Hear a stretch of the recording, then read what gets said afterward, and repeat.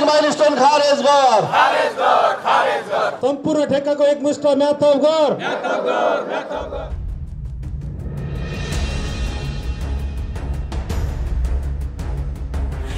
काममा जुट्नु पर्ने पौरखी हातहरू सडकमा, सरकारसँग हातेमालो गर्नुपर्ने जनमनहरू सरकारकै विरोधमा।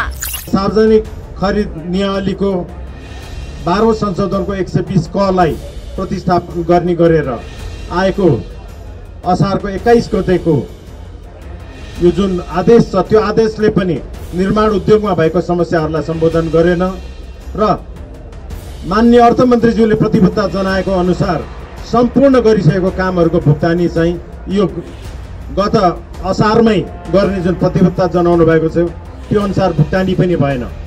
देश निर्माणमा सक्रिय निर्माण व्यवसायीहरूको निरन्तर सडक आन्दोलन, सरकारको विकास नीति र उद्देश्य प्राप्तिमा तगारो। सबै हुन सक्ने वातावरण बनाउन सक्छौं, त्यो अभिगत हामीसित छ, त्यो अभिगत हामीसित छ। किनभने त्यो आन्दोलन गर्ने तौर तरिका तपाईहरूले, तपाई नेताहरूले, तपाई पार्टीहरूले पनि हामीलाई सिकाएको हो नि। निर्माण व्यवसायीहरूलाई आन्दोलनमा उतारेर किन विकासको काममा ब्रेक लगाउँदैछ राज्य? के छ निर्माण व्यवसायीहरूका माग? व्यवसायीहरूका माग किन सुन्दैन सरकार? निर्माण व्यवसायीहरूको आन्दोलन रहर की बाध्यता। निर्माण व्यवसायी महासंघको आन्दोलनको चुरो पुरो विशेष टप न्यूज। राष्ट्रियताको पहरेदारी, जनाधिकारको पक्षमा खबरदारी, यो हो न्युज नेपाल टेलिभिजन र कार्यक्रम हो न्युज नेपाल विशेष। आजको न्युज नेपाल विशेषमा हामी नेपाल निर्माण व्यवसायी महासंघले जारी राखेको आन्दोलनका विषयमा केन्द्रित रहेर कुराकानी गर्दैछौँ व्यवसायीहरूसँग। हामीसित एकजना यहाँ व्यवसायी हुनुहुन्छ। तपाईँहरूको यो आन्दोलन किन? यो हाम्रो आन्दोलन चाहिँ हाम्रो यो विभिन्न नौविधे माग राखेर हामीले आन्दोलनमा अगाडि बढेका छौँ। यो चाहिँ नेपाल निर्माण व्यवसायी महासंघले चाहिँ हाम्रो व्यवसायप्रति अहिले जल्दो बल्दो सरकारबाट भोगेका हामीले भएका पिरमार्का र काम गर्ने क्रियाकलापमा चाहिँ असमञ्जस्यता भएको जे जति ऐन नियमहरूमा बाधा छन् तिनीहरूको संशोधनसहित र हामीले गरेको कामको भुक्तानी यो सरकारले चाहिँ अब भुक्तानी नै सुनिश्चितता नभइकन काम गराएको रहेछ। हामीलाई त थाहा हुँदैन त्यो, मानौँ हामी त एग्रिमेन्ट गर्छौँ, हामी काम गर्छौँ, काम गरेको अफिसमा हाम्रो काम सिधै पैसा भुक्तानी पाऊँ भनेर माग्न जान्छौँ, तर उहाँहरूले भन्नुहुन्छ हामीसँग बजेट छैन अहिले। र अब यो अहिले त कस्तो विडम्बना भयो भने अब अहिले चाहिँ देखियो, अब हामीले स्टडी गर्दा चाहिँ धेरै देख्यौँ कि 10% स्रोत सुनिश्चित हुँदैमा 100% को ठेक्का लगाउँदो रहेछ सरकारले। र हामीले काम गर्दै जाँदाखेरि उहाँले सुरुमा अलिकति हामीलाई मोबिलाइजेसन र पहिलो रनिङ बिल दोस्रो बिलको पेमेन्ट गर्ने, त्यसपछि काम सक्नुहोस् पैसा आउँछ भन्ने, आर्थिक वर्ष सकिँदा प्रोजेक्ट कम्प्लिट हुँदा पनि भुक्तानी नआउने। अनि खोइ त हामीलाई भुक्तानी भन्दाखेरि अब निकासा छैन, सरकारको बजेट छैन, अर्थ मन्त्रालयबाट पैसा आएको छैन भनेर विभिन्न विकासे अड्डाका प्रमुखहरू चाहिँ उहाँहरू पन्छिने र हामीले भन्दा पैसा ल्याउन सकिने। सर बरु तपाईँहरू सक्नुहुन्छ भने जानुहोस् न अर्थ मन्त्रालयमा पहल गर्नुहोस् भन्नुहुन्छ। यो त हाम्रो काम होइन नि त। हामी त एउटा सार्वजनिक निकायसम्म हाम्रो एउटा कम्पनीले एग्रिमेन्ट गरेपछि त्यो एग्रिमेन्ट अनुसारको हामीले काम सक्ने हो। त्यो उहाँहरूको गुणस्तरीय काम हामीले सम्पन्न गरिसकेपछि उहाँहरूले त्यो काम अब हाम्रो सबै कामको नाप जाँच गरेर जिम्मा लिइसकेपछि भुक्तानी दिनुपर्ने, कहाँबाट ल्याएर दिनुपर्ने, कसरी दिनुपर्ने उहाँहरूको जिम्मा हो। तपाईँहरूको कुरा किन सरकारले सुनिरहेको छैन के लाग्छ? अब हामी पनि आश्चर्यमा छौँ। उहाँहरू सबैलाई थाहा छ, फेरि यो कुरा उहाँहरूलाई भली भाँति थाहा छ, यो सबै कुरा थाहा छ। थाहा पाउँदै पनि अब किन उहाँहरूले नसुन्या जस्तो गर्नुभएको छ? सायद उहाँहरू भित्रभित्रै छलफल गर्दै हुनुहुन्छ कि के गर्ने भनेर, अथवा उहाँहरूले सिधै उ गर्दाखेरि अब हामी चाहिँ नाङ्ग्यौँ, हामीले चाहिँ नचाहिने काम गरेका थियौँ, नचाहिँदो काम गरेकोलाई अब हामीले कसरी उहाँहरूलाई जवाफ दिने र यसको कसरी सल्भ गर्ने भन्ने उहाँहरू तयारीमा हुनुहुन्छ जस्तो लाग्छ। र अहिले नसुनिएको होइन, उहाँहरूले सुन्नु भएको छ। पहिलो दिन हामी 14 गतेदेखि यहाँ हामी आन्दोलनमा होमिएका हौँ। 14 गतेदेखि नै उहाँहरूले सुन्नु भएको छ, तर त्यो सुनिएकोलाई अब कसरी सल्भ गर्नेतिर उहाँहरू इन्टरनल एक्सर्साइजमा हुनुहुन्छ होला जस्तो मलाई लाग्छ। उहाँहरूलाई सबै थाहा छ अब यसको निकासा कसरी गर्ने, हाम्रो कमजोरी छ, यो कमजोरीका बावजुद पनि कसरी यसलाई निकासा दिने भनेर उहाँहरू छलफलमै हुनुहुन्छ होला जस्तो लाग्छ। धन्यवाद। दर्शकवृन्द, नेपाल निर्माण व्यवसायी महासंघ विभिन्न नौबुधे माग राखेर विगत केही दिनदेखि आन्दोलित छ। यही आन्दोलन अन्तर्गत अहिले चाहिँ ललितपुर स्थित सडक विभाग कार्यालय अगाडि निर्माण व्यवसायीहरूले धरना दिइरहनु भएको छ। उहाँहरूका नौबुधे माग के छन् यस विषयमा हामी अर्का निर्माण व्यवसायी जानकारी लिन खोज्दैछौँ। तपाईँहरू आन्दोलित हुनुहुन्छ, के छ तपाईँहरूको माग के हुन्? हाम्रो मागहरू चाहिँ म्याथप गर्ने अनि गरेको कामको भुक्तानी लिने, म्याथप अब पटक पटक नगर्ने, अब गरेपछि कति कामको लागि कति म्याथ चाहिन्छ त्यो चाहिँ सरकारी कर्मचारी र निर्माण व्यवसायी बसेर यति काममा चाहिँ यति पैसा भएर यति म्याथप भयो भने यो काम फोरफरस हुन्छ भनेर यति यो समयभित्र चाहिँ यति अर्बको यति करोडको काम चाहिँ सकिन्छ भन्ने कुरा यकिन नहुइन्जेलसम्मको लागि म्याथप गर्नुपर्छ भन्ने एउटा माग हो। एउटा खरिद ऐन संशोधन गर्ने। हामीसित कर्णाली प्रदेश निर्माण व्यवसायी महासङ्घका महासचिव मानव बम हुनुहुन्छ, उहाँसँग फेरि कुराकानी गर्दैछु यो आन्दोलनको विषयमा। यहाँलाई स्वागत छ। धन्यवाद एन्ड नमस्कार। तपाईँहरूको विगत केही दिनदेखि आन्दोलन जारी छ, सरकारले तपाईँहरूको आन्दोलन तपाईँहरूको माग सुनवाई गरेको छैन होइन, किन तपाईँहरू आज सडक विभाग अगाडि धरना दिइरहनु भएको छ?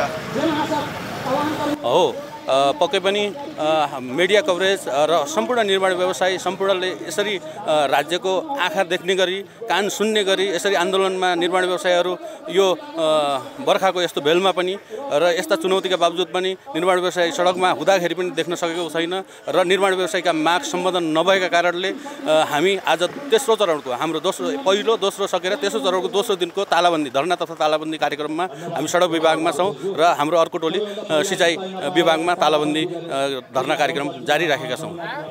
तपाईँहरूको मागलाई सरकारले व्यवस्था गरेको छ, विकासे मन्त्रालयहरूले व्यवस्था गरेका छन्, किन? पक्कै पनि यो राज्य र यो राज्यका निकायहरू निकम्मा हुन् भन्ने बुझ्न सक्नुहुन्छ, किनभने यिनीहरूसँग कुनै मेकानिजम छैन र कुनै आफूसँग डाटाबेस नभएका कारणले नै होला जस्तो लाग्छ। किनभने कुनै पनि राज्यमा यस्ता व्यवसायीहरू जुन कि राज्यको 60 देखि 70% राज्यको अर्थतन्त्रमा चलाउने व्यवसायीहरूलाई यसरी अपहेलना गर्नु भनेको नै राज्यको एउटा उद्योगति लाग्ने देखिन्छ। किनभने राज्यसँग यस्ता डाटाहरू हुनुपर्थ्यो र यस्ता चर्का आवाजहरू आउनु हुँदैन थियो र यो आउनुभन्दा पूर्व नै राज्यले निर्माण व्यवसायी र कुनै पनि व्यवसायलाई व्यवस्थित तरिकाले सम्बोधन गर्नुपर्थ्यो समयमा। यो नगर्नुको कारणले नै निर्माण व्यवसायीहरू आतङ्कित तरिकाले हामीहरू सडक आन्दोलन गर्नुपर्ने भएको हो। हामीसित नेपाल निर्माण व्यवसायी महासङ्घका मानार्थ सदस्य गेल्जा लामा शेर्पा हुनुहुन्छ, उहाँसँग यो आन्दोलनको विषयमा कुराकानी गर्दैछौँ। यहाँलाई स्वागत छ। धन्यवाद। तपाईँहरूको आन्दोलन किन? हाम्रो आन्दोलन यो देशको निर्माण व्यवसायी महासङ्घबाट परिचालित छ। यो देशको निर्माण गर्ने हाम्रो यो हातहरू आज किन आन्दोलन गरेर पर्छ भने हाम्रो सम्पूर्ण मागहरू यहाँ चाहिँ 9 बुँदे मागहरू छन्।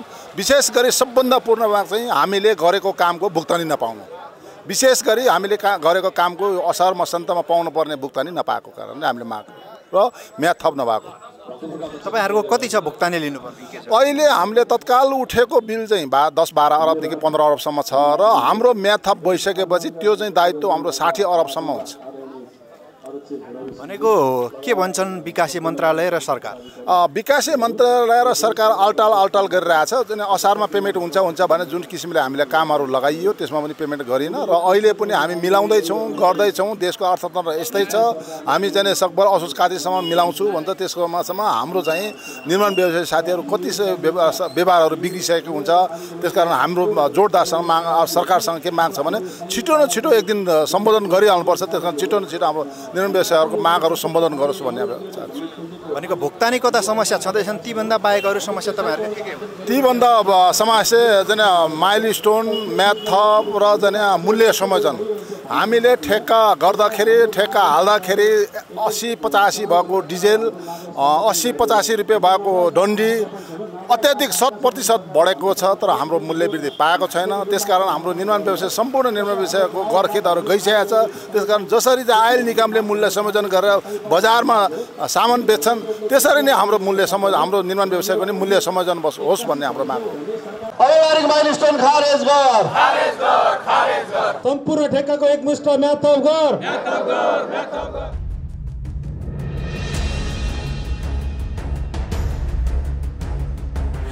काममा जुट्नु पर्ने पौरखी हातहरू सडकमा, सरकारसँग हातेमालो गर्नुपर्ने जनमनहरू सरकारकै विरोधमा। सार्वजनिक खरिद नियालीको 12औं संशोधनको 120 कलाई प्रतिस्थापन गर्ने गरेर आएको असारको 21 गतेको यो जुन आदेश छ त्यो आदेशले पनि निर्माण उद्योगमा भएको समस्याहरूलाई सम्बोधन गरेन र माननीय अर्थमन्त्रीज्यूले प्रतिबद्धता जनाएको अनुसार सम्पूर्ण गरिसकेको कामहरूको भुक्तानी चाहिँ यो गत असारमै गर्ने जुन प्रतिबद्धता जनाउनु भएको छ त्यो अनुसार भुक्तानी पनि भएन। देश निर्माणमा सक्रिय निर्माण व्यवसायीहरूको निरन्तर सडक आन्दोलन, सरकारको विकास नीति र उद्देश्य प्राप्तिमा तगारो। सबै हुन सक्ने वातावरण बनाउन सक्छौँ, त्यो अभिगत हामीसित छ, त्यो अभिगत हामीसित छ। किनभने त्यो आन्दोलन गर्ने तौर तरिका तपाईहरूले, तपाईँ नेताहरूले, तपाईँ पार्टीहरूले पनि हामीलाई सिकाएको हो नि। निर्माण व्यवसायीहरूलाई आन्दोलनमा उतारेर किन विकासको काममा ब्रेक लगाउँदैछ राज्य? के छ निर्माण व्यवसायीहरूका माग? व्यवसायीहरूका माग किन सुन्दैन सरकार? निर्माण व्यवसायीहरूको आन्दोलन रहर की बाध्यता।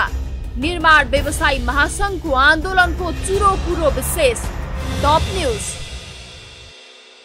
दर्शकबिन, नेपाल निर्माण व्यवसायी महासंघले सुरु गरेको आन्दोलनको विषयमा महासंघका अध्यक्ष रवि सिंहज्यूसित हामी कुराकानी गर्दैछौँ। अध्यक्षज्यू स्वागत छ। हस्, धन्यवाद। तपाईँहरूको आन्दोलन विगत केही दिनदेखि जारी छ। पहिलो चरणको आन्दोलन गरिसक्नुभयो, दोस्रो चरणको आन्दोलन पनि गरिसक्नुभयो, आइतबारदेखि तेस्रो चरणको आन्दोलनमा तपाईँहरूको मागहरू सरकार विकास मन्त्रालयले नसुनेको हो के छ? अब हाम्रो माग चाहिँ के छ भन्दाखेरि सरकारले गरेको जुन अनियमितता छ, सरकारले बिना बजेटको योजनाहरू निकालेर टेन्डर गराएर निर्माण व्यवसायी कम्पनीहरूलाई चाहिँ सम्झौता गरेर गरेको कामको भुक्तानी दिन सक्ने अवस्था छैन र सरकारले गैर जिम्मेवार हिसाबले विगतका सरकारले जुन गरेको कमी कमजोरी छ त्यो कमी कमजोरीलाई सच्याउनुको सट्टा यो सरकार पनि त्यसैको निरन्तर प्र्याक्टिस गरिरहेको छ। भन्दा यो गलत अभ्यास गर्न सरकारले छोड्नु पर्यो र कर्मचारी तन्त्रले पनि आफू टिकिराख्नको लागि राजनीतिक नेतृत्वको दबावमा, मन्त्रीको दबावमा, सांसदहरूको दबावमा, राजनीतिक पार्टीको दबावमा जुन हिसाबले उहाँहरूले चाहिँ ठेक्का निकाल्नुहुन्छ र त्यो निकालेको ठेक्काको भुक्तानी गर्न सक्नुहुन्न र यसरी भुक्तानी गर्न नसक्दाखेरि एकतर्फी रूपमा निर्माण व्यवसायीहरूले समयमा काम गरेनन् भन्ने भाष्य चाहिँ समाजमा सृजना भएको छ। त्यसलाई चिर्नको लागि पनि हामी आन्दोलनमा छौँ। यो हाम्रो तेस्रो चरणको आन्दोलन हो र पहिलो चरणको आन्दोलनमा हामीले सम्मान्य प्रधानमन्त्रीजीको निवासलाई घेराउ गर्ने, संसद भवन अगाडि धरना दिने काम गऱ्यौँ भने दोस्रो चरणको आन्दोलनमा हामीले महासङ्घको प्राङ्गणबाट संसद भवनसम्म नारा जुलुस लाएर जाने र 1 घण्टा धरना दिने, त्यसपछि माइतीघर मण्डलामा जुलुसको सहित गएर त्यहाँ कोणसभा गरेर पुनः सिंहदरबारको निषेधित क्षेत्रलाई अवज्ञा नगरिकन महासङ्घको प्राङ्गणमा आएर कोणसभाको रूपमा परिणत गरेर हामीले दोस्रो चरणको आन्दोलन सकायौँ भने अब हामी तेस्रो चरणको आन्दोलनमा छौँ र तेस्रो चरणको आन्दोलनमा ती विकास विभागहरू जसले ठेक्का निकालेर भुक्तानी गरेको छैन र जो गैर जिम्मेवार भएको छ उहाँहरूलाई जिम्मेवार बनाउनको लागि अहिले हामी तेस्रो चरणको आन्दोलनको दोस्रो दिनमा छौँ। हामी बिहान 9 बजेदेखि 12 बजेसम्म निरन्तर प्रत्येक दिन हाम्रो मागको सुनवाई नभएसम्म हामी अहिले धरनामा दिने हाम्रो तेस्रो चरणको कार्यक्रम छ र सरकारलाई म के अनुरोध गर्छु, सम्मान्य प्रधानमन्त्रीज्यूलाई, मान्य अर्थमन्त्रीज्यू र सबै विकास मन्त्रीज्यूहरूलाई र मुख्य सचिवज्यू र सचिवज्यूलाई के भन्दाखेरि तपाईहरूले सार्वजनिक खरिद निकालेको नियम 6 लाई पालना नगरिकन निकालेको ठेक्काहरू चाहिँ रद्द गर्नुहोस्। यदि तपाईहरूले बजेट नभइकन पूर्व तयारी बिना ठेक्काहरू निकाल्नु भएको छ र त्यो ठेक्काकै कारणले गर्दाखेरि अहिले धेरैवटा ठेक्का चाहिँ काम नभएर अड्केर बसेका छन्, त्यस्तो ठेक्काहरूलाई तपाईँहरूले रद्द गर्नुहोस् र आम जनतालाई भ्रमित गर्ने काम र निर्माण व्यवसायीलाई चेपुवामा पार्ने काम नगर्नुहोस्। तपाईँहरूले ती ठेक्काहरू रद्द गर्नुहोस्। तपाईँहरूको क्षमताले 1 वर्षमा 4 खर्बको योजना सम्पन्न गर्न सक्ने बजेटरी सिचुएसन छैन। तपाईँको बजेटले त्यसलाई सम्बोधन गर्दैन भनेपछि तपाईँको बजेटले केलाई सम्बोधन गर्छ? त्यो भित्रमा रहेर तपाईँहरूले ठेक्काको व्यवस्थापन गर्नुहोस्।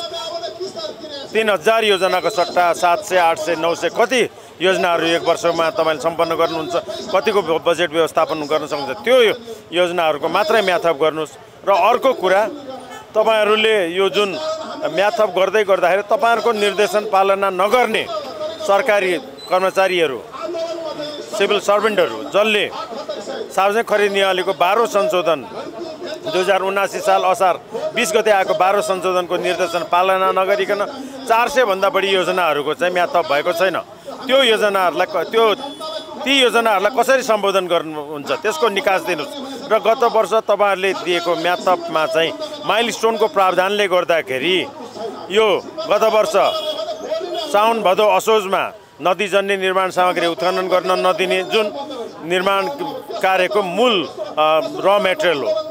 र अर्को कुरा तत्कालीन गृहमन्त्रीले पुस महिनामा क्रसर बन्द गर्नुभयो र गत वर्ष हाम्रो सप्लाई चेन एकदम कमजोर भयो। ब्याङ्कले तरलताको अभावको कारणले सप्लाई चेनलाई पनि लगानी गर्न सकेन, ब्याङ्कहरूले उद्योगहरूलाई लगानी गर्न सकेन, निर्माण व्यवसायलाई लगानी गर्न सकेन र भुक्तानी सन्तुलनमा आएको समस्या र विदेशी मुद्राको सञ्चितमा आएको समस्याको कारणले गर्दाखेरि राष्ट्र ब्याङ्कले के भन्छ सबै प्रतिपत्र खोल्नलाई 100% नगद मार्जिन राख्नुपर्ने बाध्यता र केही प्रतिपत्र चाहिँ बन्देज पनि गरेको हुँदाखेरि पनि निर्माण सामग्रीको अभाव पनि भयो। रुस युक्रेन युद्धको कारणले गर्दा अत्यधिक रूपमा मूल्य वृद्धि भयो र सरकारले 72 रुपियाँमा इस्टिमेट गरेको निर्माण कार्यहरूलाई 178 रुपियाँको चाहिँ हामीले खरिद गर्न हामीलाई बाध्य बनायो। अन्त त्यस्ता कामहरूको मूल्य समायोजन हामीले मागेका छौँ र सरकारले ठुला निर्माण कामहरूलाई चाहिँ मूल्य समायोजन दिने, साना व्यवसायीहरू जसको पहुँच हुँदैन उनीहरूलाई मूल्य समायोजन नदिएको भएर निर्माण व्यवसाय महासङ्घको नेतृत्वले ती साना व्यवसायीहरूलाई पनि समान एउटा नैसर्गिक हक राज्यको सिटिजनले पाउने, एउटा व्यवसायीले पाउने नैसर्गिक हक चाहिँ प्राप्त गर्नु पर्यो र ती कामहरूको पनि मूल्य समायोजन हुनु पर्यो। 20,000 निर्माण व्यवसायीहरूले गर्ने कामको चाहिँ मूल्य समायोजन गरेको छैन सरकारले, त्यो सरकारले गर्नु पर्यो भन्ने छ भने अर्को उपभोक्ता समिति गठन गरेर जनताले तिरेको करको दुरुपयोग भइरहेको छ, हामीले लिएको ऋण, हामीले पाएको अनुदानको दुरुपयोग भएको छ। जनताले चाहिँ यो तिरेको करको दुरुपयोग गर्दै हामी निर्माण व्यवसायले काम गर्दाखेरि त्यो काम चाहिँ प्रति घनमिटर 200 देखि 250 रुपियाँ इस्टिमेट हुन्छ भने उपभोक्ता समिति गठन गरेर 1200 साढे 1200 रुपियाँ इस्टिमेट गराएर यो स्थानीय तहका बाहुबली र दलका कार्यकर्ता पोस्ने जुन काम भएको छ र यसले चाहिँ विकास बजेटको ठुलो हिस्सामा चाहिँ अनियमितता भएर विकास बजेटमा सङ्कुचन आएको छ। यसलाई बन्द गरेर प्रतिस्पर्धाबाट काम गर्ने वातावरण बनाउनु पर्यो र सबै काम चाहिँ उपभोक्ता समितिको काम भनेको त्यो संरचनाको सुरक्षा गर्ने, उपयोग गर्ने हो र त्यो काम गरेको काममा चाहिँ निगरानी गर्ने हो। निगरानी गर्नुपर्ने निकाय आफैले काम गरेर अनियमितता गरिरहेछ। यसको लागि सरकारलाई ध्यान आकर्षित गर्ने र आम जनतालाई सुसूचित गर्न पनि हामी आन्दोलित छौँ। भने तपाईँहरू 16 दिनदेखि आन्दोलनरत हुनुहुन्छ, तपाईँहरूलाई सरकारले वार्तामा बोलाएको छैन, के छ? अब सरकारलाई वार्तामा बोलाउनुभन्दा अगाडि सरकारले पूर्व तयारी गर्नु आवश्यक छ।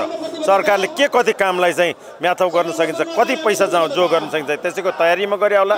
हामी मान्नेवाला छैनौँ जबसम्म सरकारले हामीसँग काम गर्ने कार्यतालिका माग्नुपर्छ। हामी सरकारसँग भुक्तानी तालिका माग्छौँ। वर्षमा एकचोटि असारमा भुक्तानी दिएर गत वर्ष जस्तो पुरा एक वर्षभरिमा विकास पुँजीगत खर्च 2 खर्ब 37 अर्ब हुने, 37 अर्ब चाहिँ 11 महिनामा खर्च गर्ने र अन्तिम महिनामा 2 खर्ब खर्च गर्ने, यो प्रवृत्तिले सरकारले लिएको लक्ष्य प्राप्त हुँदैन, जनताले समयमा संरचना पाउँदैन। त्यही भएर यो वर्ष हामीले काम गर्ने बित्तिकै प्रत्येक महिना भुक्तानी पाउनुपर्छ भन्ने पनि हाम्रो माग छ। सरकारले विकास बजेटलाई सम्बोधन नगर्ने, पुँजीगत खर्च नगर्ने हो भने अर्थतन्त्रमा सङ्कुचन फेरि यो वर्ष पनि आउँछ र जसलाई धान्न हामी सक्दैनौँ। त्यही भएर सरकारले सचेत भएर यो अहिले नै पुँजीगत खर्चलाई चाहिँ चलायमान गर्ने सोच पनि बनाउनुपर्छ र सरकारले हाम्रा मागहरूलाई सम्बोधन गर्न तयारी गरिरहेको छ भन्ने बुझ्न आएको छ। र अर्थ मन्त्रालयले विकास मन्त्रालयसँग मुख्य सचिवज्यूले सम्पूर्ण विकास मन्त्रालयका सचिवज्यू, डिजी, प्रोजेक्ट म्यानेजरहरूलाई अहिले के कति कामहरू बाँकी छ, कति कामहरू भएका छन्, कति कामको चाहिँ भुक्तानी छ, यो सबै कुराहरूको माग गरेको भन्ने सुनिएको छ। तर यी सबै कुराहरू चाहिँ सुन्ने होइन कि कसरी गर्ने भन्ने योजना सरकारले बनाउनुपर्छ। बिना बजेटका योजना खारेज गर्नुपर्छ र निर्माण उद्योगीहरूले गर्ने काममा चाहिँ सहजीकरण गर्ने काम नेपाल सरकारले गर्नुपर्छ। यो निर्माण व्यवसायीले सबै गलत काम गर्छ, विकास मन्त्रालयका अधिकारीहरूले सबै गलत काम गर्छ भनेर विकास निर्माणको कामहरू हुँदैन। यसलाई सहज पनि गर्नुपर्छ, निगरानी पनि गर्नुपर्छ, अनुगमन पनि गर्नुपर्छ, कारबाही पनि गर्नुपर्छ। यहाँ सबैतिर उच्छृङ्खलता छ, त्यसलाई नियमन गर्ने, नियमित गर्ने कामको लागि पनि हाम्रो पहरेदारी खबरदारी हो। भनेको तेस्रो चरणको आन्दोलन गरिरहँदा पनि सरकारले तपाईँहरूका माग नसुनेको आभास भइरहेको छ। अबको तपाईँहरूको आन्दोलन कसरी अगाडि बढ्छ? अब हामी अहिले तेस्रो चरणमा छौँ।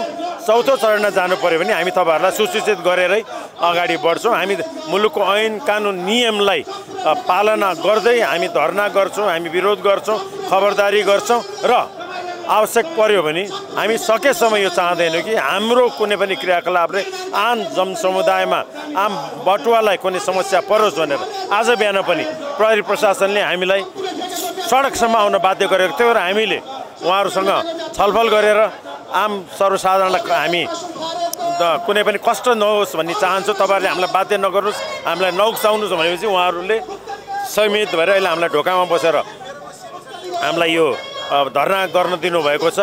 तथापि हामीले हाम्रो पूर्व निर्धारित कार्यक्रम अनुसार उहाँहरूले तालाबन्दी गर्न दिनु भएन, तर हामीले साङ्केतिक रूपमा ढोकाको अगाडि साङ्लोमा तालाबन्द गरेर अहिले तालाबन्दीको काम चाहिँ हामीले गरेका छौँ।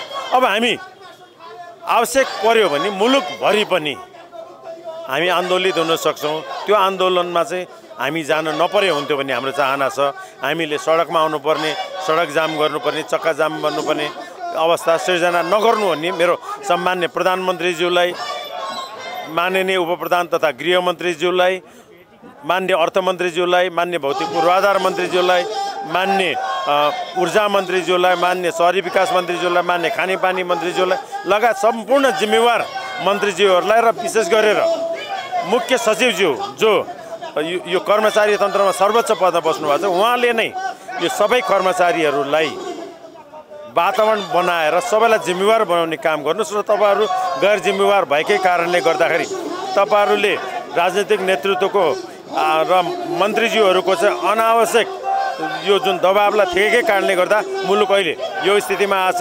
निर्माण उद्योग बन्दी भइरहेको छ।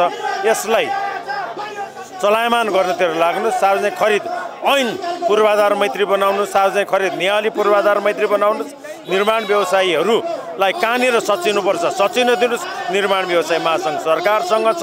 निर्माण व्यवसाय महासङ्घ मुलुकको समृद्धि चाहन्छ, मुलुकको पूर्वाधारको विकास चाहन्छ र पूर्वाधारमा प्रगति नभइकन मुलुकले लिएको लक्ष्य प्राप्त हुँदैन भन्ने कुरा हामी आम जनतालाई पनि भन्छौँ। जनताले पनि हाम्रो आन्दोलनलाई सहयोग गर्नुभएको छ र अझ सहयोग गरेर यो गैर जिम्मेवार सरकारलाई खबरदारी गर्ने काममा म जनताको पनि साथ सहयोग चाहिँ म प्राप्त गर्न चाहन्छु र म तपाईँ पत्रकार साथीहरूको पनि साथ सहयोग प्राप्त गर्न चाहन्छु र इभन यो सुरक्षाकर्मीको पनि साथ सहयोग चाहन्छु। हाम्रो काम भनेको खबरदारी गर्ने हो। हाम्रो काम भनेको सरकारलाई सच्याउने हो। सरकारले गरेको गलत निर्णयको विरोध गर्ने र त्यसलाई सच्याउने हाम्रो प्रयास हो। र अहिले हाम्रो प्रयास चाहिँ के छ भन्दाखेरि जो सार्वजनिक खरिद ऐन नियममा भएका कमी कमजोरीहरूलाई सच्याउँदै सरकारले हिजो गरेको गलत निर्णयहरूलाई चाहिँ करेक्ट गर्ने हाम्रो काम हो। त्यसै गरेर बिमा निर्देशिका 2078ले पनि कार्टेलिङ निम्ति आएको छ। हामी अहिले कुन युगमा छौँ? हामी चाहिँ अहिले प्रतिस्पर्धाको जमानामा छौँ, तर सरकारले आफै बिमा समितिले निर्देशन जारी गरेर न्यूनतम मूल्य निर्धारण गरिदिएर बिमा कम्पनीहरूले कार्टेलिङ गरिरहेको छ। यसले पनि पूर्वाधारको कष्ट बढाएको छ। तथापि निर्माण व्यवसायीले बिमाको शुल्क आफ्नो खल्तीबाट तिर्दैन, तर पूर्वाधारको खर्चमा वृद्धि भयो भने देशले लिएको लक्ष्य प्राप्त हुँदैन।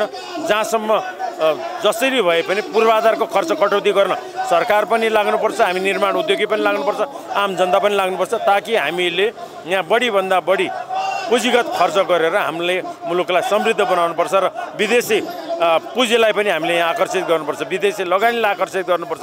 त्यो वातावरण हामीले बनाउनुपर्छ। खरिद ऐन र खरिद नियमावली चाहिँ व्यवसायी मैत्री बनाउन किन सरकार आनाकानी गर्छ? हामी व्यवसायी मैत्री मागिरहेछौँ, हामी पूर्वाधार मैत्री मागिरहेछौँ। यो पूर्वाधारको क्षेत्रमा कुनै पनि ज्ञान नभएका व्यक्तिहरूले पूर्वाधार क्षेत्रमा लागेको विकास निर्माणको काममा लागेका सम्पूर्ण अधिकारीहरू खराब छन्, निर्माण व्यवसायहरू खराब छन् भन्ने उद्देश्यको साथ यो सार्वजनिक खरिद नियमावलीको पटक पटक संशोधन भएर सरकार आफैले यसलाई गिजोल्ने काम गरेको छ। त्यसलाई सुधार गर्नको लागि सार्वजनिक खरिद नियमावलीको सुधार होइन कि सार्वजनिक खरिद ऐनको सुधार गर्नुपर्छ। ऐनको सुधार पनि हाम्रो प्रमुख मागमा एउटा माग छ। दर्शकवृन्द, नेपाल निर्माण व्यवसायी महासङ्घले जारी राखेको आन्दोलनका विषयमा महासङ्घका उपमहासचिव तथा प्रवक्ता शिवहरि घिम्रेसँग हामी कुराकानी गर्न गइरहेका छौँ। धन्यवाद। यो आन्दोलनको विषयमा जानकारी गराइदिनुहोस्। यो आन्दोलन हाम्रो विभिन्न मागहरू 9 बुँदे मागहरू राखेर हामीले आन्दोलनमा गरेका छौँ। हामीले यो सम्माननीय प्रधानमन्त्रीलाई पनि हामीले ज्ञापन पत्र दिइसकेका छौँ भने यसै गरी अर्थमन्त्री अनि भौतिक पूर्वाधार मन्त्री र हाम्रो विकास मन्त्रालयका सबै मन्त्रीहरू सचिवज्यूहरू राजनीतिक दलहरूका नेताहरूलाई दिएर यो चरणबद्ध रूपमा हामीले दिने अहिले आन्दोलनको चाहिँ आज 17औं दिनको आन्दोलनमा हो। हामी यो हाम्रो पहिलो र दोस्रो तहको आन्दोलन सम्पन्न भएर अहिले तेस्रो चरणको आन्दोलन सुरु भइरहेको छ। आज तेस्रो चरणको आन्दोलनको दोस्रो दिन साथीहरू तपाईँको भुक्तानी नपाएर सडकमा छन्, तपाईँहरूले देखिराख्नु भएको छ। तपाईँको हामीले यो लगभग 2 वर्षदेखि 1.5-2 वर्षदेखिको लगातारको तपाईँको भुक्तानीहरू हामीले पाएको छैनौँ। यो भुक्तानी नपाउँदाखेरि हाम्रा मजदुरहरूले भुक्तानी पाउँदैनन्। मजदुरको साथसाथै तपाईँको हाम्रो सप्लाई चेनहरू तपाईँको हामीसँग सम्बन्धित भएका तपाईँको सिमेन्ट उद्योगहरू डन्डी उद्योगहरू छन् भने त्यसै गरेर तपाईँको हामीले ब्याङ्कबाट लिएका ब्याङ्कका किस्ताहरू समयमा तिर्न सकिरहेका छैनौँ भने हामीले तपाईँको चाहिँ हाम्रा कामहरूलाई पनि अगाडि बढाउन सकेका छैनौँ र कामहरू अगाडि नबढ्नका कारणले गर्दाखेरि अरू तपाईँको हाम्रो अर्थतन्त्रमा नै तपाईँको चाहिँ ठप्प हुनको स्थिति भइरहेको छ। त्यसो भएर व्यवसायको भुक्तानी नदिएको कारणले गर्दाखेरि अर्थतन्त्रलाई नै तपाईँको चाहिँ समग्र अर्थतन्त्रलाई नै असर परिरहेको छ। भनेको अब तेस्रो चरणको आन्दोलनमा हुन्छ। आज 16 दिन आन्दोलन गरिसक्नुभयो, सरकार विकास मन्त्रालयहरू तपाईँहरूको सम्बोधन गर्दैन, कसरी अगाडि बढ्नुहुन्छ? के छ यो सरकार? पक्का पनि हामी बहिरो सरकार भन्छौँ। यत्रो तपाईँको हामी 25 लाख रोजगारी सिर्जना गर्ने पूर्वाधार क्षेत्रको यो निर्माण व्यवसायलाई सरकारले सम्बोधन गर्नुपर्छ। सरकार हरेक राजनीतिक दलहरूले हरेक राजनीतिक नेताहरूले मुखमा विकास निर्माणको कुरा गरिरहेका हुन्छन्, तर विकास निर्माण साँच्चीकै तपाईँको गर्नको लागि हामी नभइकन विकास निर्माण सम्भव छैन। नेपाली निर्माण व्यवसाय नै विकास निर्माणको विदेशी ल्याएर विकास गर्छु भनेर भन्यो भने गर्न सक्दैन। त्यो नेपालको विकास गर्नको लागि नेपाली निर्माण व्यवसायलाई नै तपाईँको मजबुत बनाउनुपर्छ, उनीहरूलाई नै तपाईँको अगाडि बढाउनुपर्छ र उनीहरूलाई पनि तपाईँको चाहिँ प्रशिक्षण गर्नुपर्छ र उनीहरूबाट नै काम लिन सक्नुपर्छ। त्यसो भएर नेताहरूलाई म के भन्छु भने उनीहरूको जुन समृद्धिको कुराहरू छ, समृद्धिको कुराहरू चाहिँ बिना तपाईँको निर्माण व्यवसाय बिना सम्भव छैन। भनेको विकासका संवाहक निर्माण व्यवसायीका समस्या सुन्न सरकार किन आनाकानी गरिरहेको छ? सरकार किन बुझ्दैन? सरकार खोइ मलाई थाहा भएन। सरकार यो बुझ्नु पनि हो, सबैलाई थाहा छ, यिनीहरूलाई जाने छैन। उनीहरू बुझ्या हुन्छ हाम्रो छ, हामीले यो विकास गर्नुपर्छ भन्ने भनिरहेका छन् भन्न चाहिँ मुखमा छ, तर विकास कसरी गर्ने भन्ने कुरा कुनै आइडिया नभएको सरकारले तपाईँको चाहिँ के विकास गर्ला? कुनै प्लानिङ नभएको सरकार भयो भनेको। महासङ्घले गरेको आन्दोलनका विषयमा महासङ्घका केन्द्रीय सदस्य प्रमोद लामिछाने हामीसित कुराकानीमा हुनुहुन्छ। लामिछानेजी, यहाँलाई स्वागत छ। हजुर, धन्यवाद। तपाईँहरूको आन्दोलन 16 दिनदेखि चलिरहेको छ। पहिलो चरणको आन्दोलन अन्तर्गत तपाईँहरूले प्रधानमन्त्रीको सरकारी निवास घेराउ गर्नुभयो, संसद भवन अगाडि पनि घेराउ गरिसक्नुभयो। अब सिँचाइ विभाग र सडक विभाग घेर्न आइतबारदेखि लागिरहनु भएको छ। अब तपाईँहरूको माग सरकारले सुनिरहेको छैन। कस्ता छन् समस्या व्यवसायीका? अब मेन समस्या भनेको अहिले भुक्तानीकै समस्या हो। मेन समस्या भने भुक्तानी चाहिँ कस्तो भन्दाखेरि सरकारले चाहिँ कस्तो देखिरहेछ भने सरकारले भुक्तानी छैन भन्छ, तर प्राविधिक रूपमा भुक्तानी छ। कस्तो छ त भन्दाखेरि जुन चाहिँ हाम्रो माइलस्टोन लागू भयो, त्यो माइलस्टोनको कारणले गर्दाखेरि भुक्तानी म्याद थप हुन सकेन एउटा। अर्को भनेको चाहिँ जुन सार्वजनिक खरिद नियमावली 12ले चाहिँ एउटा म्याद थपको चाहिँ प्रावधान राखेको थियो र त्यो अनिवार्य रूपमा म्याद थप हुनै पर्छ भनेर चाहिँ जुन आयोजनाहरूको म्याद थपको लागि चाहिँ प्राथमिकतामा राखेको थियो। तर योभन्दा अघिल्लो पालि चाहिँ कमसेकम 500वटा जस्तो आयोजनामा चाहिँ सम्बन्धित सरकारी कर्मचारीको अकर्मण्यताको कारणले गर्दाखेरि म्याद थप हुन सकेन र निर्माण व्यवसायले के गरे त त्यति बेला भन्दाखेरि ऋण खोजेर भए पनि त्यो कामहरू चाहिँ कतिपय कामहरू चाहिँ निर्माण कार्य सम्पन्न गरेका छन्। त्यो पुलबाट गाडी चढ्न थालेको छ, सडकबाट गाडी चढ्न थाल्यो, भवनहरूको निर्माण काम पनि सम्पन्न भएको छ। तर त्यहाँ के भइदियो त भन्दाखेरि जुन म्याद थप नभएको कारणले भुक्तानी हुन सकेन। अनि सरकार के भन्छ भने चाहिँ हामीले त भुक्तानी दिनु नै छैन, म्याद थप नभएको कारणले भुक्तानी भएन, अर्को माइलस्टोन नभएको कारणले भुक्तानी भएन र अर्को चरणको भने चाहिँ राज्यको ढुकुटीमा रकम नभएको कारणले पनि भुक्तानी हुन सकेको छैन। एउटा त्यो माग, त्यो चाहिँ एउटा समस्या छ। अर्को भनेको भुक्तानी नपाउँदाखेरि निर्माण व्यवसायहरूले, देशभरका निर्माण व्यवसायहरूले भोग्नु परेका समस्या चाहिँ कस्ता छन्? अब जस्तो भुक्तानी निर्माण व्यवसायले नपाउँदाखेरि के भयो त भन्दाखेरि सिमेन्ट फ्याक्ट्री, डन्डी फ्याक्ट्री भयो, क्रसर व्यवसायहरू उहाँलाई पेमेन्ट गर्न सक्नु भएन। अर्को भनेको ब्याङ्कबाट लोन लिनुभएको थियो, त्यहाँको किस्ता तिर्न सक्नु भएन। र अर्को भनेको मजदुरहरूलाई पेमेन्ट गर्न सक्नु भएन। भनेपछि यसले चाहिँ चेन इफेक्ट कस्तो पार्यो भन्दाखेरि चाहिँ जति पनि हाम्रो चाहिँ जुन आर्थिक चाहिँ जुन एउटा चाहिँ चेन बगेर जानुपर्ने थियो, त्यो चेन चाहिँ अवरुद्ध हुन पुगेको छ। यो कारणले गर्दा कसरी त भन्दाखेरि जस्तो भनौँ सिमेन्ट फ्याक्ट्रीलाई भुक्तानी दिन सकेन, सिमेन्ट फ्याक्ट्रीले फेरि आफ्नो अरू सप्लायर्सलाई भुक्तानी दिन सक्दैन र यो तल्लो तहसम्म चाहिँ यसको भुक्तानीको चेन टुटेको छ, जसले गर्दाखेरि देशकै अर्थतन्त्र पनि तहस नहस हुने र देशको राजस्वमा पनि करिब यो कारणले गर्दाखेरि 40% भन्दा बढी चाहिँ देशको राजस्वमै असर परिरहेको छ। त्यो कारणले गर्दाखेरि सरकारले यो भुक्तानीको समस्या छिटोभन्दा छिटो समस्याको समाधान गरिदिनु पर्यो। यो चाहिँ प्राविधिक समस्या हो। सरकारले देख्छ खोइ हामीले त आएको जति त भुक्तानी गरिदिएका छौँ भन्छ, तर प्राविधिक समस्या चाहिँ यहाँ गएर बसेको छ। त्यो कारणले गर्दा हामीले के भनेका छौँ भने अव्यावहारिक माइलस्टोन हटाइदेऊ भनेका छौँ र एकमुष्ट म्याद थप गरिदेऊ भनेका छौँ। त्यो गर्ने बित्तिकै भनेको 1 खरब जति चाहिँ दायित्व नेपाल सरकारले अहिले तत्काल दिनुपर्ने हुन्छ। त्यो 1 खरब मार्केटमा आइदियो भनेदेखि त त्यसले त फेरि बजारलाई चलायमान गर्छ, समस्या यहाँ गएर बसेको छ। त्यसै गरी अर्को समस्या भनेको चाहिँ के छ भन्दाखेरि हाम्रो चाहिँ मूल्य समायोजन। मूल्य समायोजन भने कस्तो हुन्छ भन्दाखेरि चाहिँ यो चाहिँ 2 महिना 3 महिनामा पनि मूल्य चाहिँ कति धेरै बढिरहेको छ अहिले। अब एकातिर के भएको छ भन्दाखेरि कुनै चिज चाहिँ 100 रुपियाँमा हालेको मूल्य अहिले चाहिँ 150 रुपियाँसम्म परिरहेको छ। जस्तो यहाँलाई म के निवेदन गरौँ भन्दाखेरि 80 रुपियाँको डिजललाई चाहिँ यहाँको चाहिँ करिब चाहिँ 160 65 180 सम्ममा तिर्नु परेको छ भने त्यस्ता निर्माण कार्यहरूको मूल्य समायोजन हुन सकेन। हामीले मूल्य वृद्धि मागेको होइन कि मूल्य समायोजन भने के हो भने मूल्य घट्यो भने पनि घटेको मूल्य हामीलाई दिँदा हुन्छ, बढ्यो भने त्यसको चाहिँ बढेको मूल्य दिनु पर्यो। त्यो मूल्य समायोजन चाहिँ अनिवार्य रूपमा लागू गर्नु पर्यो भन्ने चाहिँ हाम्रो अर्को माग छ। त्यसै गरी चाहिँ अर्को एकदम मर्कामा परेको भनेको चाहिँ जुन हाम्रो बिमा निर्देशिका 2078 यो चाहिँ के गर्यो त तत्कालीन अर्थ मन्त्रालयले एउटा ठुलो घोटाला गरेको छ। यो चाहिँ हामीले चाहिँ एउटा चाहिँ हाम्रो सञ्चार माध्यमहरूले नि यसलाई कभर गर्न सकेको छैन। यसमा के भएको छ त भन्दाखेरि पहिला चाहिँ 1 रुपियाँमा हुने चिज अहिले 10 रुपियाँ परेको छ भने एकैपल्ट 1000 गुणा चाहिँ यसको चाहिँ जुन प्रिमियमहरू बढाइएको छ। त्यो भनेको चाहिँ नीतिगत भ्रष्टाचार गरेर त्यसमा अरबौँ भ्रष्टाचार भएको छ र आजसम्म बिमा कम्पनीहरूले करिब गरिब जनता र यो चाहिँ जुन व्यवसायीहरूबाट करिब यसबाट 50 अरब भन्दा बढी पैसा उठाइसकेको छ र यो चाहिँ एउटा सिधै डकैती भन्दाखेरि पनि हुन्छ र यो बिमा निर्देशिका चाहिँ तुरुन्त खारेज गर्नुपर्छ। यो गर्न सकिएन भने निर्माण व्यवसाय र सरकारलाई नै यति भार पर्छ कि जति हामीले चाहिँ जुन बिमा गर्छौँ पहिला 1 रुपियाँमा हुने र कम्पिटिसन मार्केटलाई अहिले कार्टेलिङ गरेर रोकिएको छ। यो छिटोभन्दा छिटो चाहिँ यो बिमा निर्देशिका खारेज गर्नुपर्छ भन्ने माग छ। यो नाजायज माग होइन। त्यसै गरी चाहिँ अर्को हाम्रो भनेको चाहिँ जुन उपभोक्ता समितिबाट गराइने, जस्तो उपभोक्ता समितिलाई अहिले 1 करोडसम्मको सिलिङ दिएको छ। त्यो भनेको के हो त भन्दाखेरि चाहिँ 1 करोडको सिलिङ दिएको छ, उसलाई चाहिँ यन्त्र उपकरणले चाहिँ काम गर्न पाइँदैन भनेको छ। तर यहाँ यस्तो छ कि जस्तो भनौँ उसको चाहिँ रेट चाहिँ बन्छ लेबरहरूबाट, लेबरले काम गर्ने भनेर ऊ काम गर्छ मेसिनबाट भनेको यिनै घोटाला छ। अरबौँको वार्षिक अरबौँ घोटाला कसरी हुन्छ त भन्दाखेरि एउटा लेबरले माटो काट्ने रेट 1 घनमिटरको 500-600 पर्छ, एउटा मेसिनले माटो काट्ने रेट 150 जति पर्छ भनेपछि 600-700 रुपियाँ पर घनमिटरमै आउँछ भनेपछि देशभरिको सबै चिज गर्ने हो भने अरबौँ रुपियाँ घोटाला भएको छ। त्यसै गरी अर्को भनेको उपभोक्ता समितिबाट काम गराउँदाखेरि सरकारलाई ट्याक्स आउँदैन। अनि अर्को भनेको उपभोक्ता समितिले चाहिँ काम गर्दाखेरि उसले धरौटी राख्दैन। भोलि काम बिग्रेको खण्डमा नि निर्माण व्यवसायले त 1 वर्षसम्म डिएलबी पिरियड ऊ आफैले गरिरहेको हुन्छ, तर उसले त्यसको काम पनि उसले मर्मत गर्नु पर्दैन भनेपछि त्यसबाट पनि चाहिँ सरकारलाई घाटा नै छ। अर्को कुरा भनेको के हो भन्दाखेरि उपभोक्ता समिति भनेको कार्यकर्ताहरू नेताहरूले कार्यकर्ता पाल्नको लागि बनाएको चाहिँ समितिहरू हुन्छन् अधिकांश।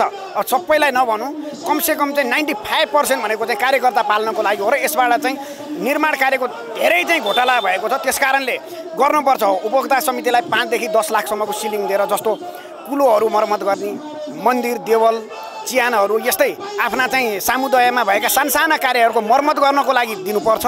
तर उहाँहरूलाई चाहिँ यो चाहिँ निर्माण कार्य गर्नको लागि चाहिँ दिनु यो पनि एउटा चाहिँ त्यसकारणले गर्दाखेरि यो उपभोक्ता समिति हामीले चाहिँ खारेज गर्नुपर्छ भन्ने चाहिँ हाम्रो माग छ। र यी यावत समस्याहरू अब राज्यले के गर्नु पर्यो भने अझ यहाँलाई म एउटा अचम्मको कुरा भन्छु। हाम्रो सरकार कस्तो छ त भन्दाखेरि चुनाव आउँछ नेताहरू के भन्नुहुन्छ हामी पुल बनाइदिन्छौँ, सडक बनाइदिन्छौँ, खानेपानी ल्याइदिन्छौँ, विद्युतीकरण गरिदिन्छौँ भन्नुहुन्छ। तर 2077 साल साउनमा सार्वजनिक खरिदेन चाहिँ संशोधन गर्न दिएको थियो। आजसम्म पनि त्यो संशोधन भएको छैन भनेपछि कति चाहिँ लज्जास्पद होला र कति चाहिँ हास्यास्पद होला। जबकि उहाँहरू सडक बनाउँछु भन्नुहुन्छ, पुल बनाउनु भन्नुहुन्छ, तर त्यही बनाउनको लागि सहज गर्ने एउटा कानुन बनाउन सक्नुहुन्न। उहाँहरूको काम कानुन बनाउने हो, उहाँहरूले पुल बनाउने सडक बनाउने होइन नि त। संसदहरूले आफ्नो काम गर्नुहुन्न।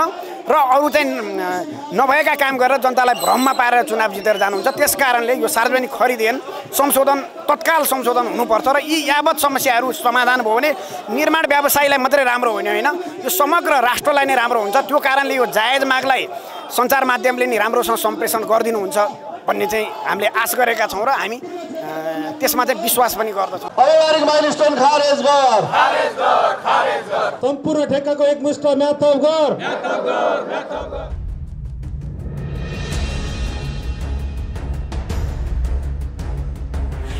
काममा जुट्नु पर्ने पौरखी हातहरू सडकमा, सरकारसँग हातेमालो गर्नुपर्ने जनमनहरू सरकारकै विरोधमा। सार्वजनिक खरिद नियालीको 12औं संशोधनको 120 कलाई प्रतिस्थापन गर्ने गरेर आएको असारको 21 गतेको यो जुन आदेश छ त्यो आदेशले पनि निर्माण उद्योगमा भएको समस्याहरूलाई सम्बोधन गरेन र माननीय अर्थमन्त्रीज्यूले प्रतिबद्धता जनाएको अनुसार सम्पूर्ण गरिसकेको कामहरूको भुक्तानी चाहिँ यो गत असारमै गर्ने जुन प्रतिबद्धता जनाउनु भएको छ त्यो अनुसार भुक्तानी पनि भएन। देश निर्माणमा सक्रिय निर्माण व्यवसायीहरूको निरन्तर सडक आन्दोलन, सरकारको विकास नीति र उद्देश्य प्राप्तिमा तगारो। सबै हुन सक्ने वातावरण बनाउन सक्छौँ, त्यो अभिगत हामीसित छ, त्यो अभिगत हामीसित छ। किनभने त्यो आन्दोलन गर्ने तौर तरिका तपाईहरूले, तपाईँ नेताहरूले, तपाईँ पार्टीहरूले पनि हामीलाई सिकाएको हो नि। निर्माण व्यवसायीहरूलाई आन्दोलनमा उतारेर किन विकासको काममा ब्रेक लगाउँदैछ राज्य? के छ निर्माण व्यवसायीहरूका माग? व्यवसायीहरूका माग किन सुन्दैन सरकार? निर्माण व्यवसायीहरूको आन्दोलन रहर की बाध्यता, निर्माण व्यवसायी महासंघको आन्दोलनको चुरो कुरो विशेष। Top news. दर्शकवृन्द, नेपाल निर्माण व्यवसायी महासंघले सुरु गरेको आन्दोलन अन्तर्गत आइतबारदेखि सडक विभाग र सिंचाई विभाग व्यवसायीहरूले घेरिरहेका छन्। सिंचाई विभाग घेराउ गर्न आउनुभएका नेपाल निर्माण व्यवसायी महासंघका पूर्व अध्यक्ष एक्सेध्वज कार्कीसँग हामी कुराकानी गर्न गइरहेका छौँ। कार्कीज्यू, यहाँलाई स्वागत छ। हस्, धन्यवाद। तपाईँहरूको आन्दोलनको विषयमा जानकारी गराइदिनुहोस्। हजुर, होइन, यो आन्दोलन चाहिँ के भने हामीले सुरुमै सरकारसित 9 विधे समस्याहरू राखेर अनुरोध गरेका थियौँ। पहिलो एउटा पुरानो काम गरेको भुक्तानी निकासा गरिदेऊ, बजेट निकासा मार्फत चाहिँ हामीलाई सम्पूर्ण काम गरेको भुक्तानी देऊ भनेका थियौँ। दोस्रोमा म्याथप गरिदेऊ, यो चाहिँ सरकारको कारणले, प्रोजेक्ट म्यानेजरको कारणले, बजेट नभएको कारणले, जग्गा खुलस्त अथवा जग्गा चाहिँ काम गर्न योग्य नभएर चाहिँ खुला नभएको कारणले, होइन, निर्माण सामग्री अभावको कारणले आदि लगायत कारणले म्याथप गरिदिनुपर्छ भनेका थियौँ हामीले। त्यस्तै सानो ठुलो ठेक्का जतिसुकै रकमको होस् त्यसमा मूल्य समायोजन, अर्को शब्दमा मूल्य वृद्धि भन्छन्, तर त्यो मूल्य वृद्धि मात्रै होइन, मूल्य समायोजन भन्ने कुरो छ, त्यो पाउनुपर्छ भनेका छौँ हामीले। अनि बिमा समितिले, बिमा प्राधिकरणले नयाँ चाहिँ निर्देशिका जारी गरेर अप्रत्याशित यो बिमा गर्दाखेरि तिर्नुपर्ने प्रिमियम चाहिँ अफर गर्नै नसक्ने, दिनै नसक्ने गर्यो। त्यो निर्देशिका खारेज होस्, पुरानै धर्राको अथवा पुरानो जे थियो त्यसैबाट नै बिमा चाहिँ पोलिसी जारी होस् भनेका थियौँ। यी सबै कुरा गर्दा 9 विधे माग राखेर सरकारलाई हामीले ज्ञापन पत्र दियौँ। त्यो सम्झौता मार्फत सुल्झाउन कोसिस गऱ्यौँ, वार्ताको मार्फत कोसिस गऱ्यौँ, तर यी सबै प्रक्रिया चाहिँ असफल भएपछि हामी आन्दोलनमा आएका हौँ। तपाईँहरूले 16 दिनदेखि आन्दोलन गरिरहनु भएको छ। सरकार, विकास मन्त्रालय तपाईँहरूको माग सुनवाई गर्दैन। निर्माण विकासका संवाहक भनिन्छ निर्माण व्यवसायीलाई, अनि त्यसपछि विकासका संवाहकलाई चाहिँ व्यवस्था गरेको छ, किन त? होइन, यो विडम्बनापूर्ण कुरो रहेको छ यो अवस्था। यहाँले कुरा ठिकै उठाउनु भयो। हाम्रो आन्दोलन गर्ने रहर होइन, हामी त काम गर्नुपर्ने संस्थाका मान्छेहरू, हामी काम गर्ने कम्पनीका प्रतिनिधिहरू हौँ नि हामी, होइन। हामीले करोडौँ लाखौँ अरबौँ लगानी गरेका छौँ एउटा निर्माण कार्य गर्नको लागि, एउटा कम्पनी खडा गर्नको लागि।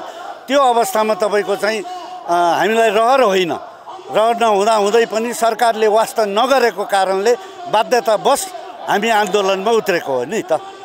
भनेको भुक्तानी नपाउँदाखेरि व्यवसायीले कस्ता कस्ता समस्या भोग्नु परेको छ ती लगायतका समस्या बारेमा जानकारी। अब भुक्तानी नपाउँदा त हेर्नुहोस् कामदारलाई भुक्तानी दिन सकेको छैन, साहु महाजनको लाई भुक्तानी दिन सकेको छैन, ट्याक्स तिर्न सकेको छैन, ब्याङ्कको कर्जा ब्याज तिर्न सकेको छैन हैन। यावत कुराहरू छन् नि त। हाम्रो चेन लिङ्क हुन्छ। इभन माथिबाट चाहिँ हामीले आएको भुक्तानी, पाएको भुक्तानी, सरकारले दिएको भुक्तानी एउटा फुटपाथमा बस्ने चिया दोकानमा समेत त्यो प्रभाव हुन्छ हैन। भनेपछि सम्पूर्ण राज्यको संयन्त्र नै तपाईँको आर्थिक चलायमान भएर जान्छ अनि आर्थिक गति हुन्छ क्या। यो त पूर्वाधारको जति रकम चाहिँ निकासा दिनु नपर्ने नभएको कारणले नै यो हामी ठप्प भइयो हैन। ब्याङ्कमा हामीले बुझाउन नसक्दा ब्याङ्क पनि चलायमानमा असर पर्यो।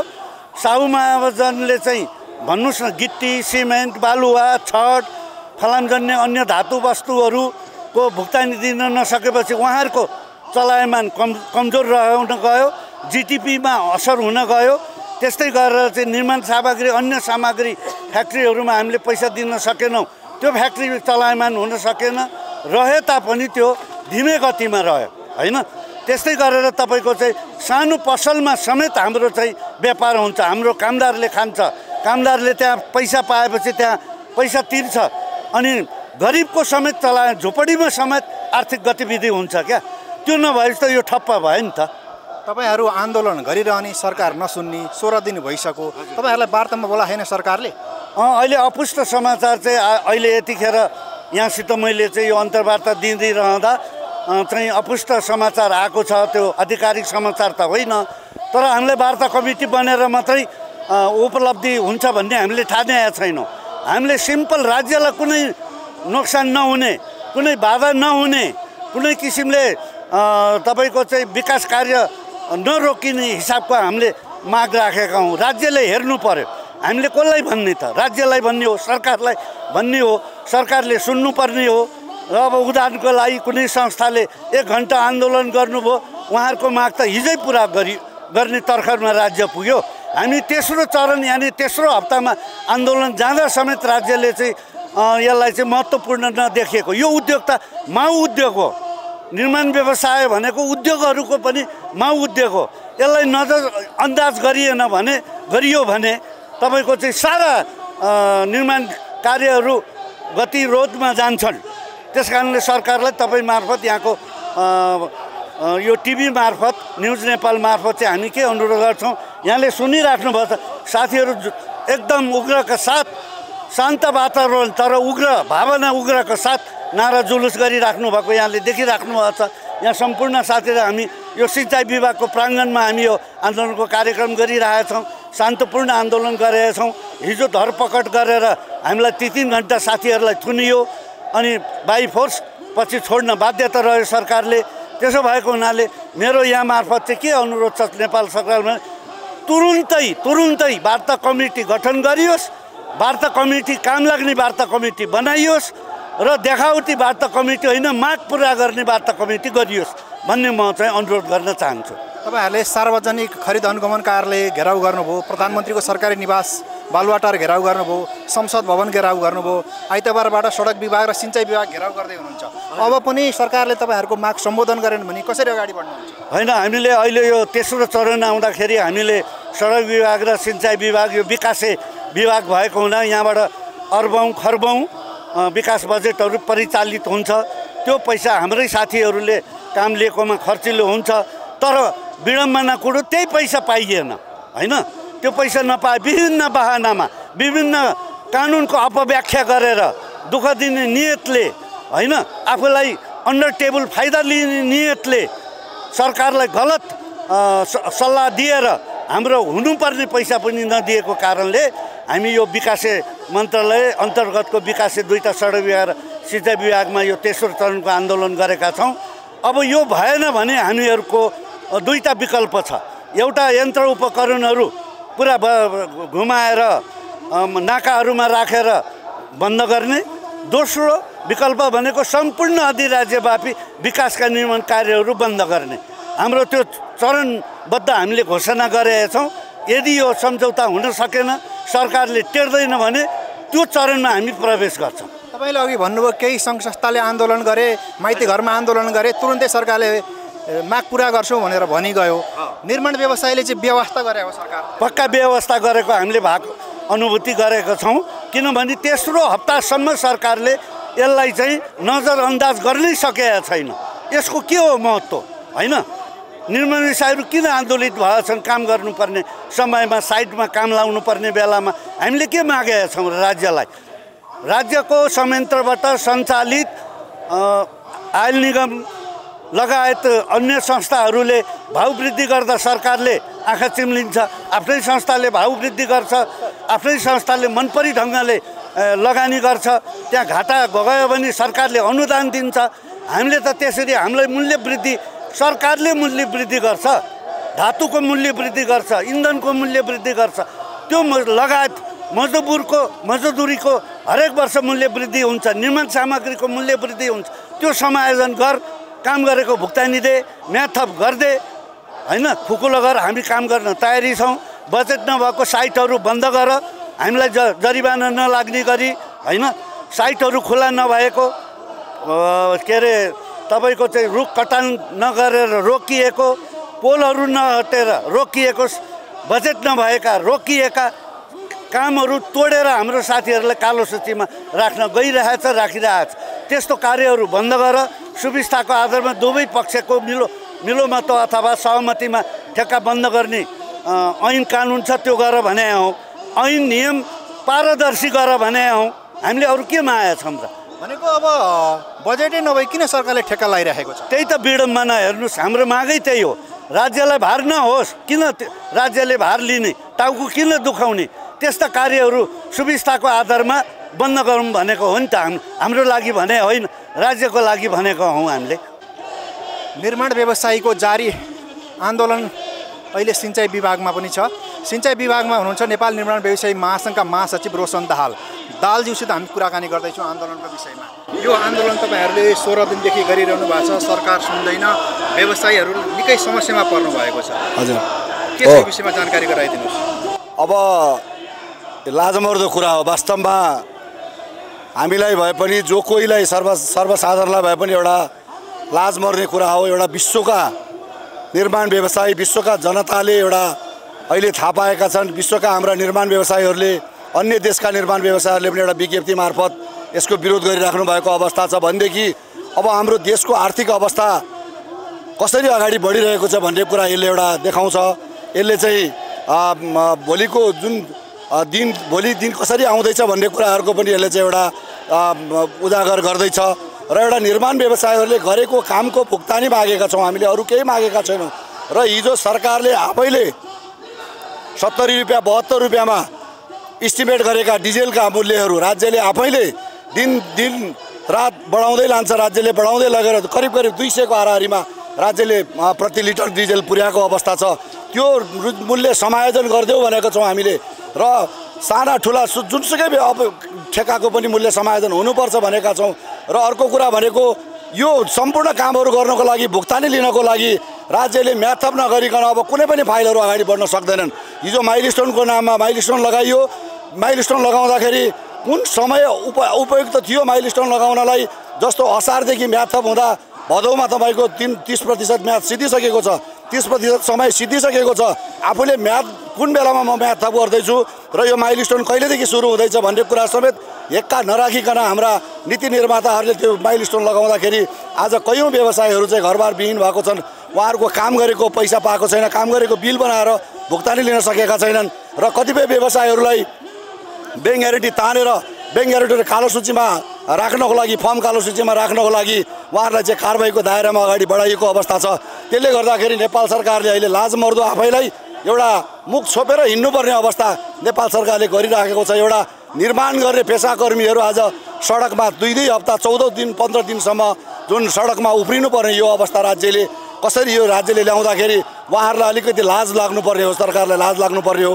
उहाँहरूलाई लाज लागेको छैन। त्यसले गर्दा उहाँहरू अझै पनि हामीलाई आन्दोलनको नाममा हामीले यही कार्यालयले हामीलाई टेन्डर निकाल्यो, सिँचाइ विभागले टेन्डर निकाल्यो, सडक विभागले टेन्डर निकाल्यो।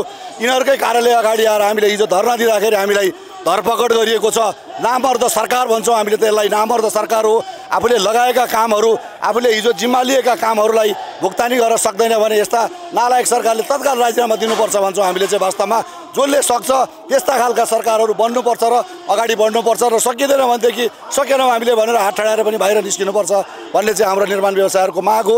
र राज्यले अझै पनि हाम्रो कुराहरू सुनेन भनेदेखि हामी अझ सशक्त रूपमा हामीहरू अगाडि बढ्ने हामीले चाहिँ प्रतिबद्धता पनि व्यक्त गरेका छौँ। र आज 77 जिल्ला सङ्घ 7वटै प्रदेश महासङ्घ एसोसिएट लगायत हाम्रा भातृ सङ्गठनहरू पनि हुनुहुन्छ, पार्टीका भातृ सङ्गठनहरू, उहाँहरू सबैको साथमा छौँ हामीहरू। साथमा साथ हामी महासङ्घ अगाडि बढिरहेको छ। र हामीलाई अर्कोतिर भन्नुहुन्छ भनेदेखि नेपालमा रहेका अधिकांश हाम्रा उद्योगी व्यवसायीहरूको सबैको हामीलाई समर्थन रहेको अवस्था छ। हामीले यति गरेका छैनौँ कि उहाँहरूको समर्थन हुँदाहुँदै हामीले उहाँहरूलाई साथमा लिएर एकत्रित रूपमा चाहिँ एउटा आन्दोलनको घोषणा हामीले गरेका छैनौँ। किनभनेदेखि हाम्रो मागलाई नेपाल सरकारले सुन्नेछ, एक दिन न एक दिन सुन्नेछ भनेर हामीले आफ्नो किसिमले मात्रै हामीले आन्दोलन गरेका छौँ। भोलि नहोस् हामी सबै हाम्रा शुभेच्छुक सङ्घ संस्थाहरूलाई हामीले साथमा लिएर नेपाल सरकारलाई हामीले एउटा थ्रेटेनको रूपमा चाहिँ हामीले अगाडि बढ्न पर्ने दिन आउन सक्छ। त्यस्तो नहोस् भन्ने नेपाल सरकारलाई हामी सचेत गराउँदै हामीलाई छिटोभन्दा छिटो हाम्रा राखेका मागहरू पुरा गरिदिनुहोस् भनेर हामीले अझै पनि उहाँहरूलाई चाहिँ हामीले अनुरोध गरेका छौँ। गरेका कामको भुक्तानी नदिँदा निर्माण व्यवसायीहरू निकै समस्यामा परेका छन्।